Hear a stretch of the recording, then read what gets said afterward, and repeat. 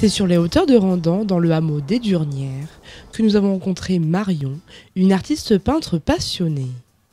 Originaire de Morestel, la cité des peintres, elle a grandi avec un pinceau au bout des doigts aux côtés de son frère. Un parcours exemplaire avec une formation de 5 ans chez un maître de la discipline. Aujourd'hui, elle en a fait son métier et vit de sa passion. C'est une vie, c'est toute une vie, la peinture. Parce qu'on n'en finit jamais, c'est infini. Il y a toujours quelque chose à découvrir. Moi, je travaille d'après des photos que je fais que en hiver. À la belle saison, je travaille dehors.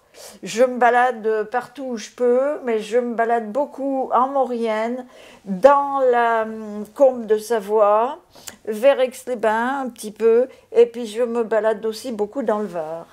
Une œuvre est une accumulation de couches, afin de faire ressortir les couleurs. Là, il n'y a pas assez de contraste entre la lumière qui est sur les arbres et le sombre qui est dessous.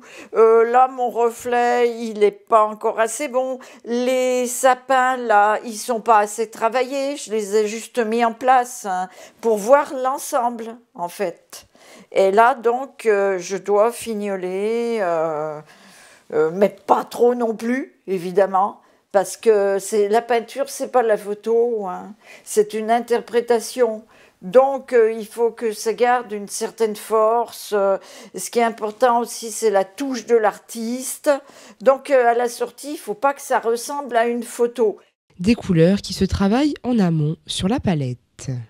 Le travail de palette, c'est très important aussi. Savoir mélanger les couleurs.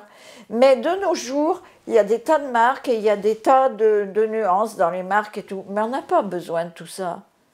Et il faut apprendre à créer soi-même ces nuances avec des teintes de base, justement.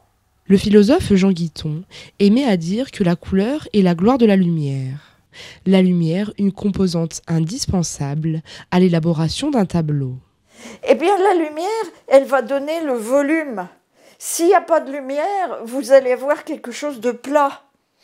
Alors que, vous voyez, là, on voit très bien la lumière, par exemple, c'est ce qui va donner le volume, l'arrondi de la tour.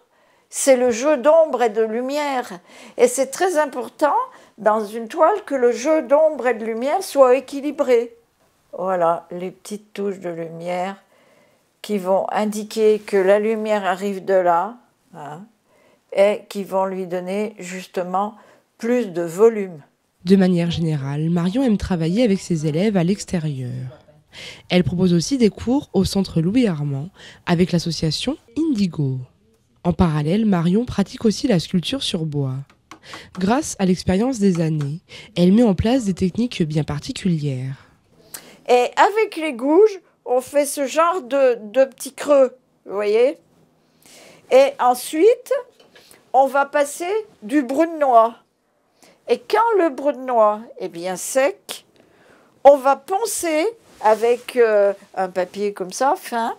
On ponce, et donc ça fait ressortir les reliefs en plus clair. En plus des sculptures, Marion réalise de nombreux bas-reliefs.